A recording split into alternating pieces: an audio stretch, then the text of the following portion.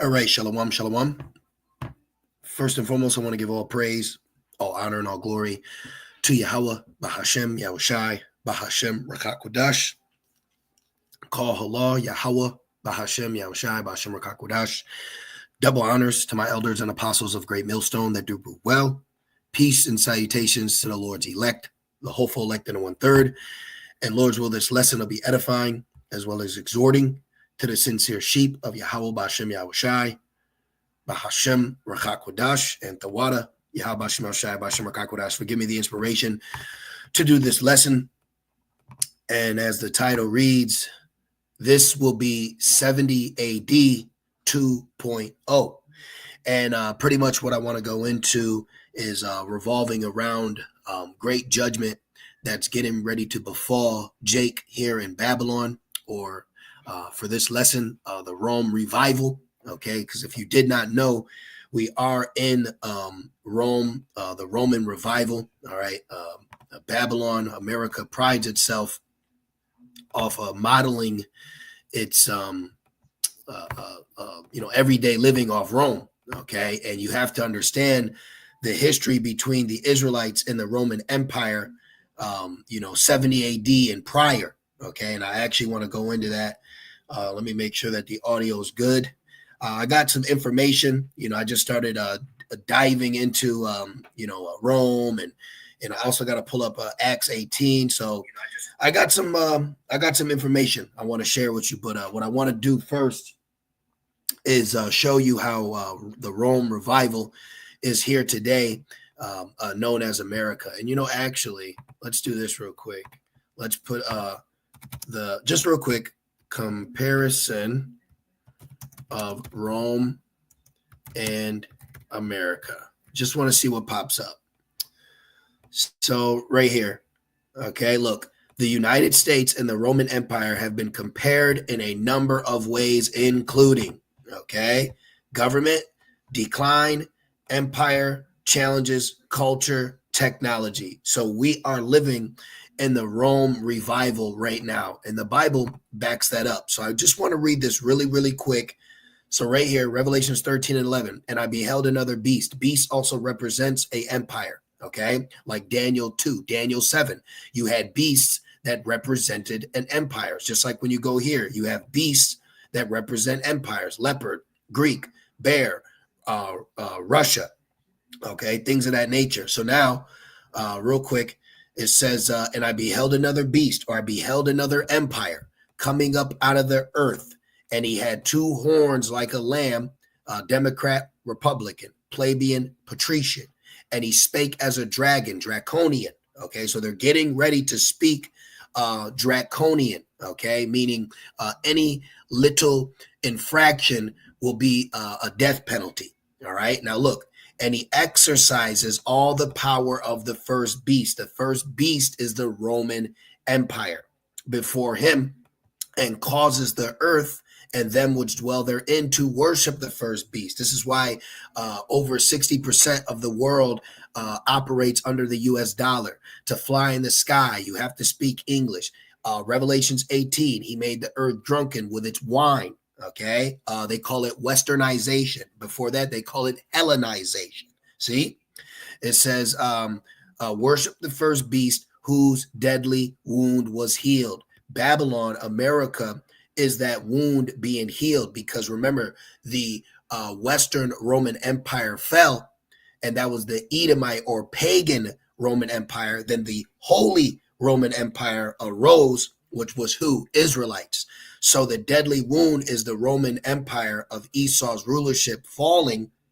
Now with Esau back in power, he is now exercising the power that he did when he was in the Roman Empire. So what I want to do is I want to correlate some history that happened between us and the Edomite Roman Empire, and show how this energy, okay, this tactic is prophesized today. All right. So what inspired me to do this lesson, as you see, I got a few things keyed up. I just was looking and looking and looking, as we're supposed to do, being watchmen. So let me grab that real quick for you. All right. The Lord has made us to be watchers. So we sit back, we watch As our elders say, we analyze, okay, and then we address. Ezekiel 3:17, Son of man, I have made thee a watchman unto the house of Israel. Therefore, hear the word at my mouth and give them warning from me. So this lesson is to warn you that the slayer is on his way. Okay, so I had woke up to this today. All right, now this is on a small, minute scale, but there's a larger.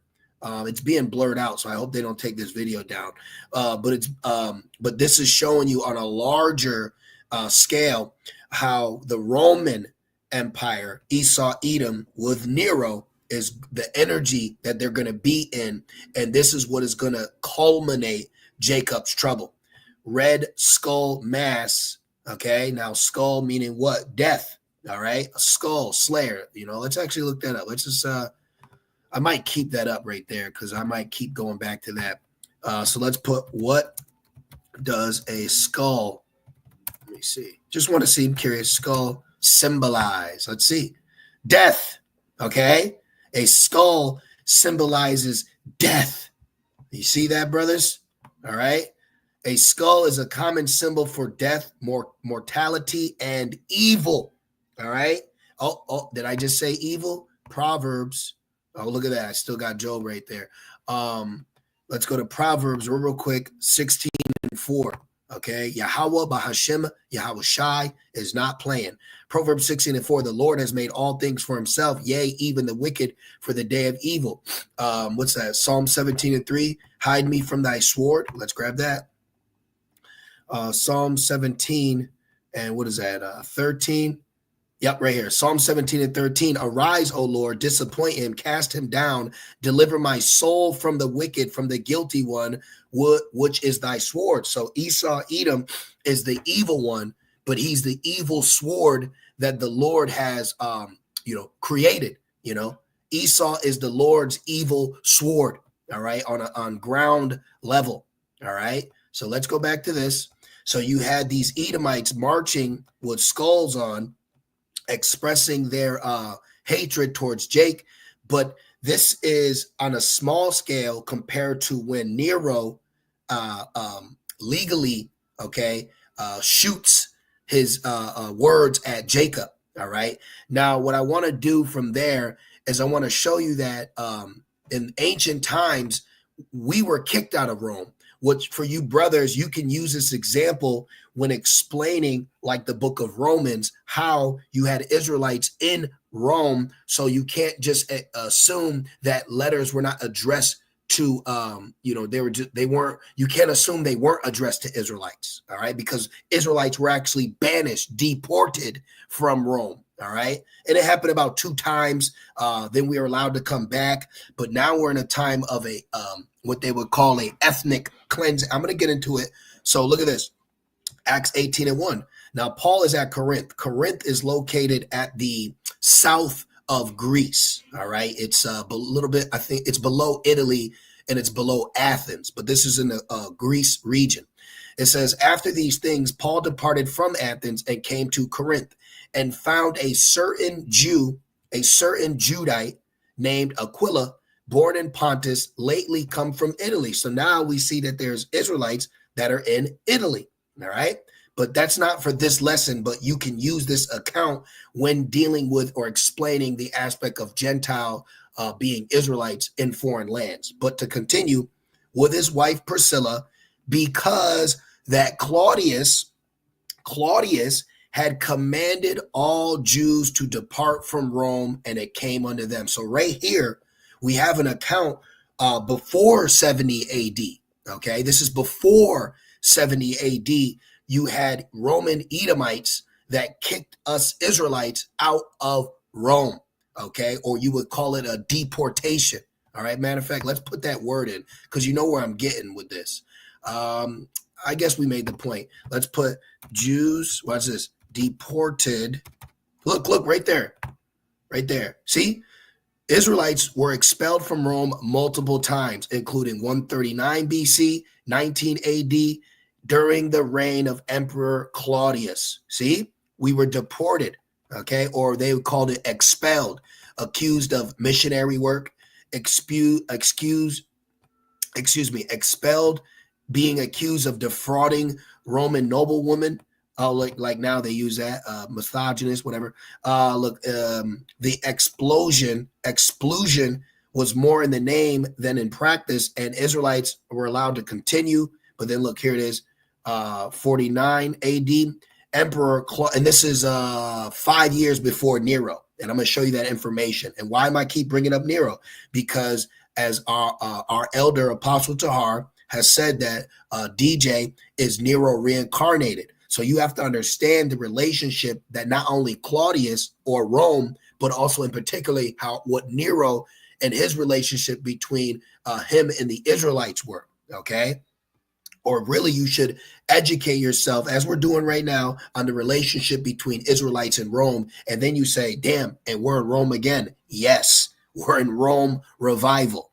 So it says, Emperor Claudius expelled Israelites from Rome after they refused to stop gathering for religious meetings and synagogues. This is why we had to call synagogues colleges to get around Roman law. And I'll show you that as well. So let's keep this here. Now we got this point right here. So let me share some more. Okay, let me keep going now. All right. Now, let me see. Let me see what I want to share with you. I got a lot of information. So let me go back to this. Okay. So now you see Esau doing this. Then I seen this. Ohio Levites, Haitian immigrants, say they are afraid. Now they're also fleeing. So we're seeing Israelites fleeing. Look, 3 hours ago. Okay. Haitian immigrants flee Springfield, Ohio in droves. Okay. In droves. Okay. 3 hours ago. Look. Mass deportation fears. So what we are seeing is what's happening now. We experienced that back then in the Roman Empire, but the difference from 70 AD to today is it's going to be no day like it. Now, this is why I put 2.0. So 2.0 is used to denote a superior or more advanced version. So Jacob's trouble is going to be no day like it. Now we have to get that real quick for edification. And this precept keeps coming out. Okay. Jeremiah 30:7. Alas, that day is great, intense, so that none is like it. It is even a time of Jacob's trouble. So Jacob is specifically being targeted like today, like 70 AD. This is why it's called the Roman Israelite Wars. Okay. So Jacob's trouble is brewing before our eyes, and it's being blanketed with political terms such as deportation. Okay. But this is what they fail to realize as well, is that this power that Nero has right now was given to him by Yahweh Bashem Yahweh Shai. So at the end of the day, this is all a part of the Lord's movie. Now, what I want to show you is Yahweh Shai was very well aware of that. And we've been blessed with that understanding as well. So we are not freaking out. We are not tripping out. But the rest of our people will, because they don't understand the Lord's will.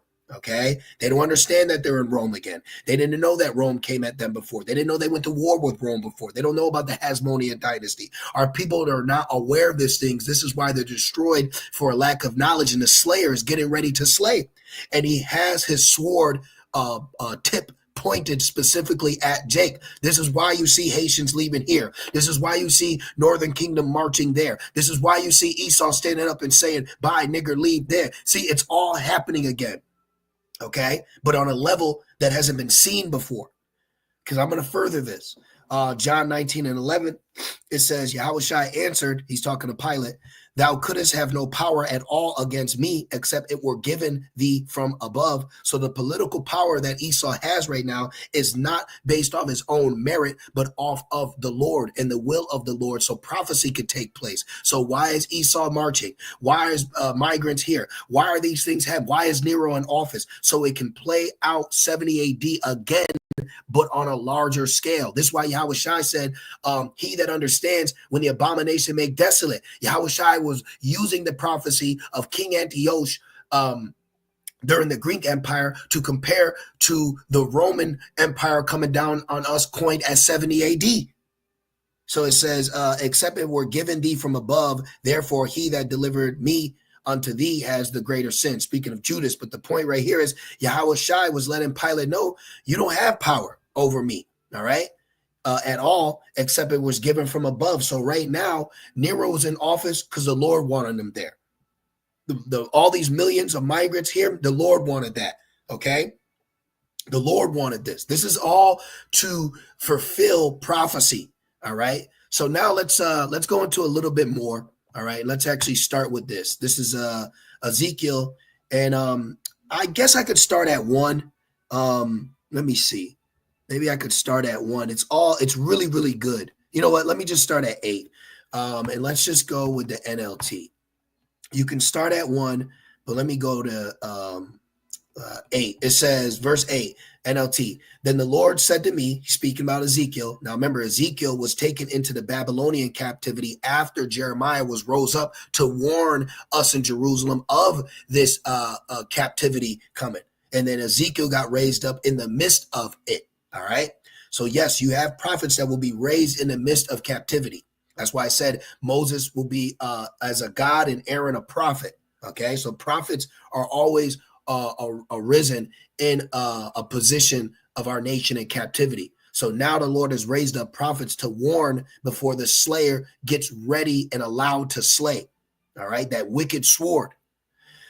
Then the Lord said unto me, Son of man, give the people this message from the Lord. A sword is being sharpened and polished. See, a sword. This is very small scale. Now imagine the energy going back to Revelations 13, speaking as a dragon when your government is in this spirit, in this manner. And why are they covered? Why are they wearing masks? Why are they covering up? Well, it reminds me of the Biggie shirt. Remember the Biggie Smalls shirt? Let me see if I can look this up. Biggie Smalls shirt, KKK police. Let me see what pops up. Yep, future police officer. See? So he's wearing this shirt showing you. So why are their faces covered? Because they're more than likely your local police, could be potential politicians, judges, lawyers, bankers, and so on. Okay, so they're showing you they're covering their masks because this is average everyday Edomites that you walk up and down with at Walmart, in banks, drive-thrus, in the clubs, bars, and now he's slowly showing you his horns. So now imagine when the empire is now showing its horns and speaking as a dragon, because Levi gets it. Levi started fleeing. Oh, we're out of here. But this is the thing. Where are you going to run to?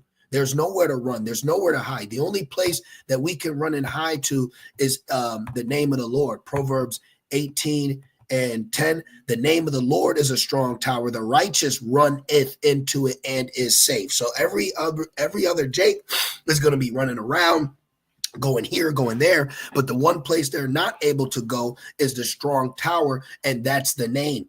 See, that's the name. So let's continue. It says Ezekiel 21:9. It says, Son of man, give the people this message from the Lord. A sword. And Jake ain't warning you.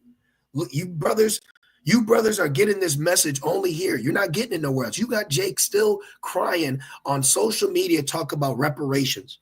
Shut the hell up. Money ain't going to stop a bullet. Money ain't going to stop Esau from crashing in.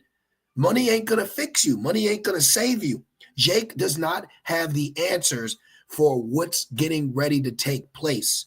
They do not have the answers for when prophecy gets fulfilled. This is why wisdom and knowledge will be our stability. You want to make a Jake freak out? We'll have a bunch of so-called racist Edomites chasing him down the street. It says a sword is being sharpened. So it's being sharpened. Okay. That means this sword, this wicked sword, remember, it says, deliver me from the sword. That's the elect. That's why he will be saved out of it. The elect, while the rest of Jacob is going to be destroyed by it. Okay. So right now they're preparing, just like when you take a sword or a knife, when you're about to cook dinner, you sharpen the sword up before you start cutting. So right now they're sharpening before they start cutting. Now I want to go more into some history, but before I do, I want to show you this. This is what came to my mind. Okay. And now in the Bible, what would this be called? Jacob's trouble.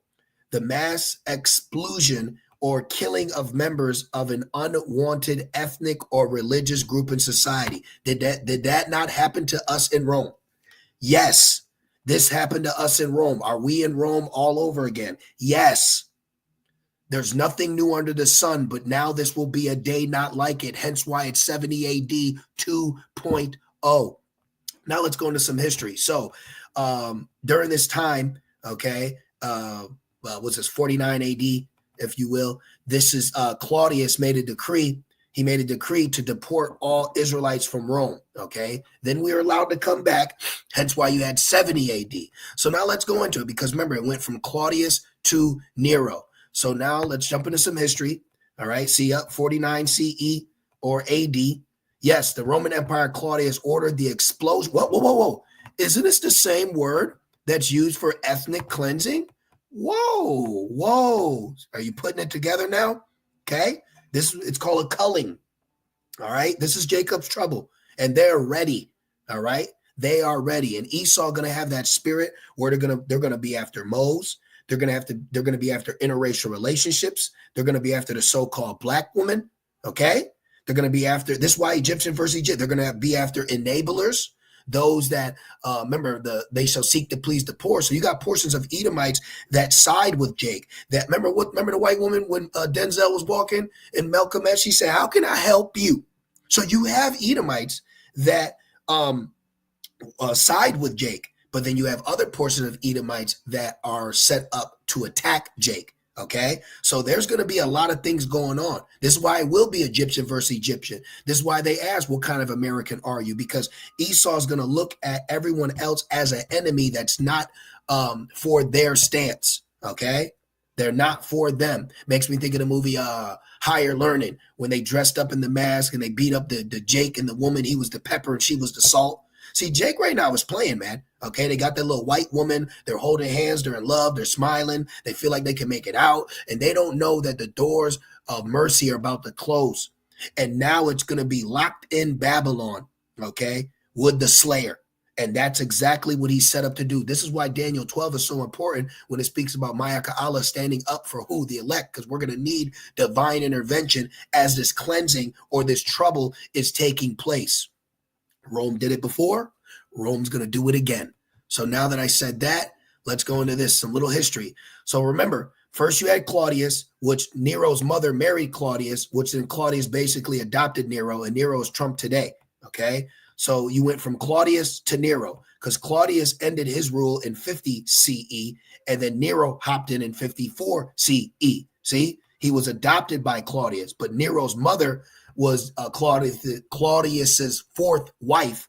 Then his Nero's mother got in Claudius' ear to adopt Nero, but then when Nero got into power, he killed his mother. So Esau, remember, they waged war on one another. Remember Revelation 6 and 4. Don't forget about the third woe, the civil war, Isaiah 19. Everything is culminating into a pot of brewing judgment.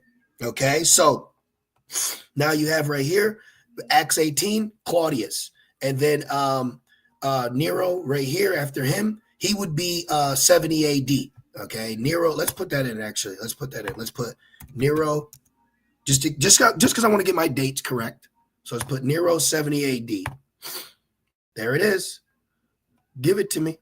AI, what happened? See? Siege of Jerusalem, 70 CE or AD. Okay. Let me just look real quick. I just want to, let's see, 70, about the time of the Passover, Roman general Titus besieged Jerusalem. Look, okay, after Nero's suicide, 68 AD. Okay, so he died in 68 AD. So he was punishing us, and then the fulfillment of that punishment came through Titus in 70 AD. Damn. So it was just wild out there. Okay, so but he was burning Jake. He was burning Jake, crucifying him. Let's actually put that in real quick because I want to show you a couple of things. Let's put Nero killed Christians. See, look, killed his mother. Christians. Let me just put this in real quick. Nero himself blamed the fire on an obscure new Jewish religion sect called the Christians, whom he indiscriminately and mercilessly crucified. See, there you go. Look, during gladiator matches, he would feed Christians and lions. Wait a minute. During gladiator matches last night, let's put Trump, John Judah Jones. That's why I call him John Judah Jones. Let's put John Jones. Okay, right there. Boom. So he's in the Colosseum. Here's the gladiators. And while this was taking place, after they would kill us. See that? So Jake was fighting, still in a position of power. Here's Nero. Now, after this event, they would what? Kill us last. They saved the apostles last. See? So this thing's getting ready to happen, man. This thing's getting ready to take place. Now, let's continue on our historical journey to bring us up to today with prophecy. So now Acts 18 is Claudius.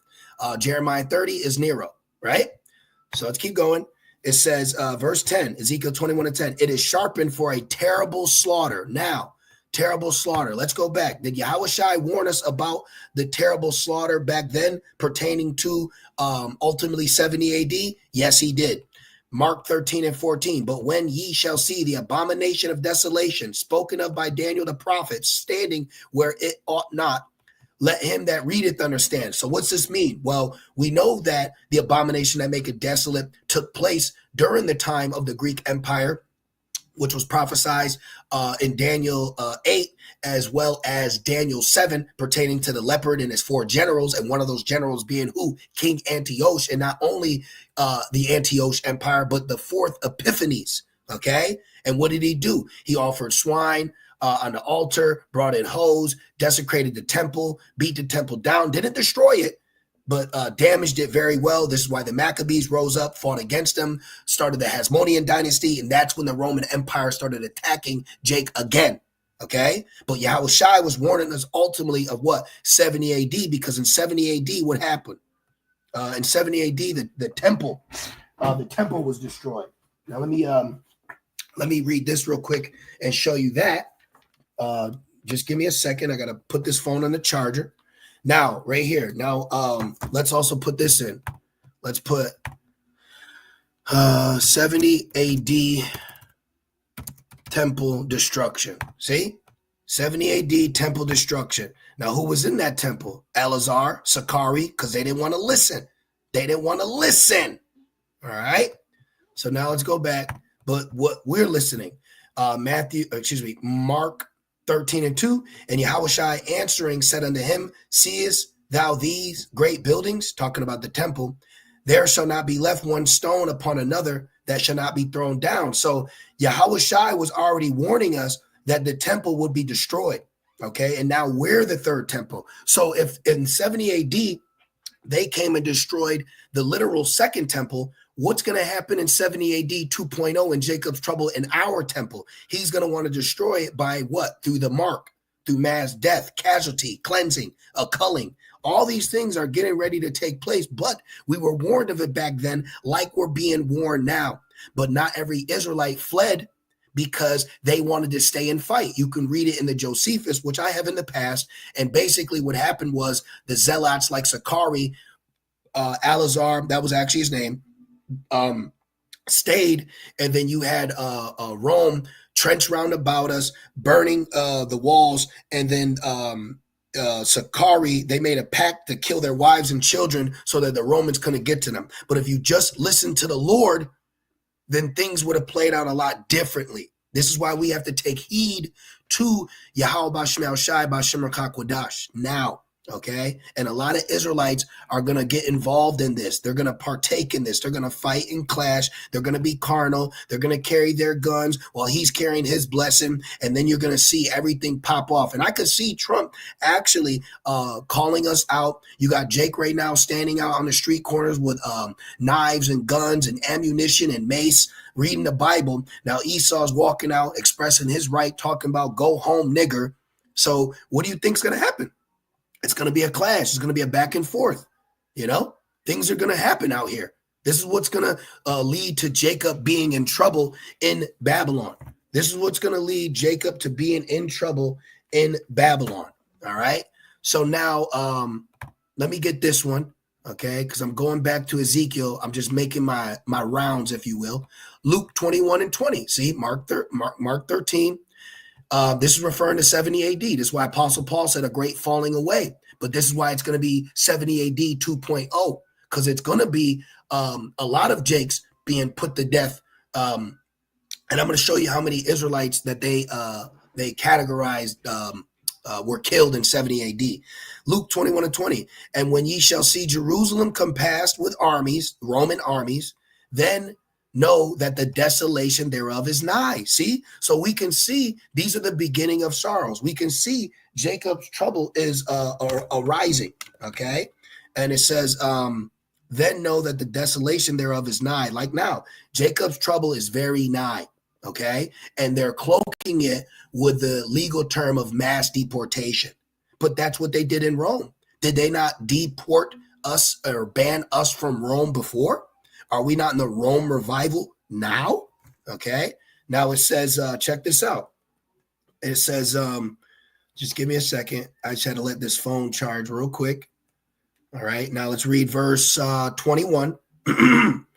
Now it says right here, it says, then let them which are in Judea flee. That's us. We're fleeing. See, we're fleeing spiritually because Jerusalem's a people before a place. Then let them which are in Judea flee to the mountains, and let them which are in the midst of it depart out, and so Yahushua said we can run. And let not them that are in the countries enter thereinto, for these be the days of vengeance, that all things which are written may be fulfilled. See, now what I want to do from there is I want to show you right here. Look at this. So according to historical accounts, particularly those of the Josephus, the Romans are estimated to have killed around 1 million Israelites during the siege of Jerusalem in 70 AD, which was 2 years after Nero committed suicide. But remember, it went from Claudius to Nero to Titus Vespasian, okay? Which, if I'm not mistaken, it was a Jake. So don't be surprised. If I'm not mistaken, I believe it was a Jake. But don't be surprised during this ethnic culling and cleansing of Jacob's trouble. You're going to have Israelites a part of the military too. Okay, so you'll have Esau expressing his hatred and his cleansing upon Jake, but you're going to have Jake's in the midst of it as well, taking orders. All right. It says Jerusalem in 70 AD, marking the culmination of the first Israelite-Roman war. This number includes both combatants and non-combatants. That means Big Mama, Little Mama, Big Kim, Little Kim, everybody, okay? The ones that hug cops, I love cops, fuck niggas. Y'all, all the women that love the government, they going on you too. This is why it's called Jacob's trouble. So in Jacob's trouble, you're not going to get a pass just because you kissed Esau's ass, okay? This is how serious. It says non-combatants, okay? Meaning they weren't fighting. They weren't a part of it. Maybe they believed in the Roman Empire. Maybe they said we have no king but Caesar. But in that time, when the king declares, it don't matter. See, so if it was around 1 million in 70 AD, and then we're getting ready for Jacob's trouble, that was no day like it, how many millions will it be in this time? See that? This is how you have to understand. You are in the Roman revival. So if they took 1 million of us out in that time, how much more in this time as Nero is getting ready to be put back in office? See? So let me see what else I got for you. I got that. Yep, we did the comparison. Okay. Yep, mercilessly, indiscriminately. So we're getting ready to be targeted. Okay. We're getting ready. And you know what? Let's have some fun. Let's do this. Wait, let's keep that. Let's keep that. Let's go here and put the apostles last, and then let's look up what that actually means. Okay, it's 1 Corinthians 4:9 right here. What's it say? It says, for I think that Yahweh has set forth us, the apostles, last, as it were appointed to death. In this verse, Paul's explaining that the apostles were put on display last, like men sentenced to death. He is writing to the Corinthians to remind them that the apostles live in poverty under persecution. Now, from there, let's go into why Apostle Paul is saying that. So 1 Corinthians 4, and I just want to see what the commentary says. 1 Corinthians 4:9. Let's go to the commentary. Go right here. 4 and 9. I'm just curious what the scholars say. Go down. Okay. Sarkat. Okay, where's this?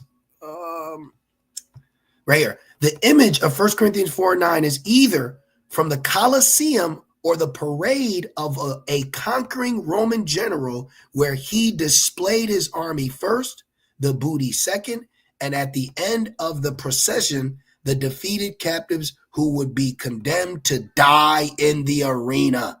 See that? Just as before going into the arena, the gladiator said, Moritorium salutamus, we who will die salute you. So Paul now salutes the Corinthian Christians. You see that? So you have to understand within the writings and readings, there was a reality that was going on that if you weren't in that time, you want to understand. So now we have understanding, so we know what he's speaking of.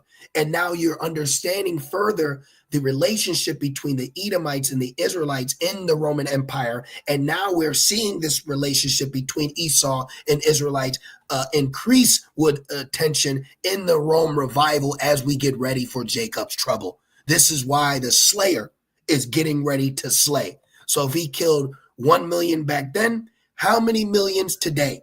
Okay. And let's also grab Daniel's 12 and 1, and then we'll go back to Ezekiel. All right. So it's very informative to understand the history of the Roman Empire between us and them. Daniel 12, or for my northern brothers, Daniel 12 y 1. Daniel 12 and 1. And at that time shall Michael, all right, like Friday, 2/3 were sick because their Michael lost. But see, 1/3 is happy because our Michael will win. See, 2/3 got Mike Tyson, we got Michael. Can you weigh out the differences? You see how we're in a better position, and we're going to see that as the days grow closer to the end, because the triumphing of the wicked is short. So we've seen Jake, Esau, heathens all live, love, laugh, have fun, squeeze ass, great, do whatever they want while we sit here in this low condition. But now we're rising. Jacob's trouble is not for the elect. Jacob's trouble is for 2/3. This is a warning going out for them. Yahushua already told us when this happens, just flee. Flee to the mountains. Get up out of there. See? When you see that trench, when you see that army, leave. Don't look back. Remember Lot's wife? Run. And where are we going to run to? To the Lord. Where's Jake going to run? Into the arms of Esau, into the arms of the slayer. Woe to you that go to Egypt for help. But when Jeremiah warned our people about not going to Egypt, they said that Jeremiah spoke falsely. So, all right, deal with it then. Now you got to eat your words. By your words, you're justified or condemned. And now you're going to see majority of our people are condemned. All right, now going back, Daniel 12 and 1, and at that time shall Michael stand up, the great prince, which standeth for the children of thy people. The children of thy people. I'm just curious. I want to see something. Let me see. Ban, look, the sons of thy people. See how important the Israelite man is? Hence why in Jacob's trouble, the Israelite man will be a covering for the Israelite woman. See? The sons of thy people. Just wanted to see that. Let's keep going. It says, who would standeth for the sons of thy people, which will also consist of what? Women and children of the 1/3 being protected as well. It's a very important thing. We're getting ready to enter the kingdom as the first generation, meaning we are the future fathers of our people that are getting ready to perish. This is serious. And there shall be a time of trouble, Jacob's trouble, such as never was since there was a nation, even to that time, that same time, right? Not even compared to 70 AD. This is why it's 2.0. And at that time, thy people shall be delivered, everyone that shall be found written in the book. So we want to be written in that book of life and have that mark of exemption, which is the Thawa, so we can make it out of here while the rest get left for destruction. Right with the slayer. The slayer ain't leaving. He's dying right here too. Let's finish this off. Ezekiel 21 and 10. It is sharpened for a terrible slaughter. There is a terrible slaughter that is getting ready to happen to our people. But are they our people in the eyes of the Lord right now? No, we have to focus and fixate ourselves on the Lord's elect. We should be praying for the elect, the 144,000 Israelite men, as well as the 1/3, which do consist of what? Men, women, and children. That's what we need to fixate and focus ourselves on, okay? Because this is getting ready to happen. You got Haitians fleeing, northern this, so they see it. Mass deportation. We got deported before. Rome deported Israelites before. We're in Rome again. He's getting ready to deport again. Priscilla and Aquila tell you about that. It says, it is sharpened for a terrible, almost terrible, oh my goodness, terrible. It's going to be bad out here. Terrible slaughter and polished to flash like lightning. Quickly. It's going to happen quick. What was that? He's going to shoot at him. Now will you laugh?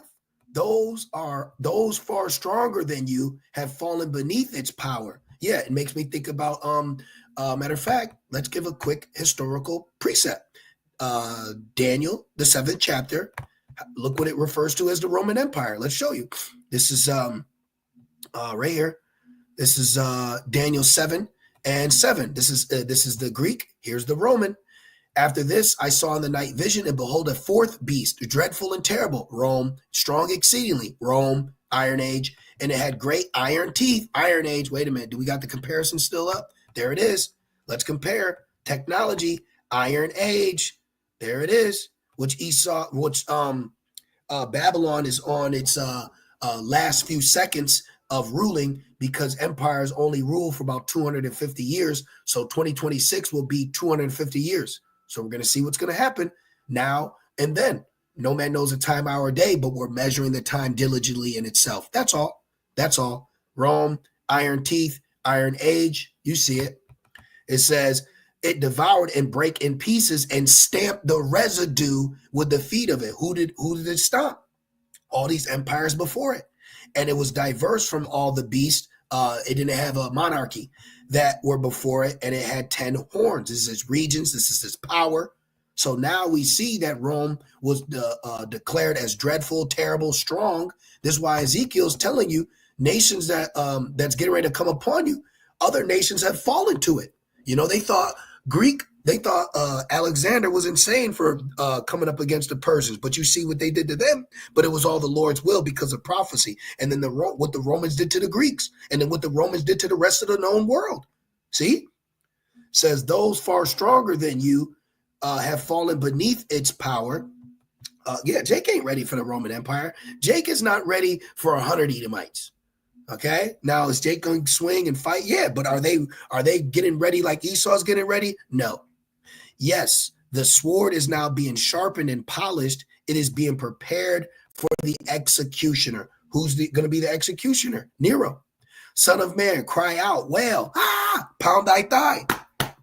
See? Oh, Jeremiah 30:7. Shall I see a man's hands on his loins? Son of man, cry out, wail, pound your thighs in anguish, for that sword will slaughter my people and their leaders. Everyone will die. You see that? So we're entering a very pivotal time of our existence as a nation, as we see historically what we experience as a nation compared to this empire, now as us in captivity under this same empire revival. Now we see it's going to be worse because this prophecy of Jacob's trouble is going to be fulfilled in this time period now. Okay, see that? So this is a very serious time. Look, let me get a little more. It will put them all to the test. He'll try the world, be faithful unto death. Even though he'll cast some of you into prison, we're going to get roped up with him. Wasn't Yahushua numbered amongst the transgressors? We're going to get roped up with him. You're a migrant. You're this, you're that.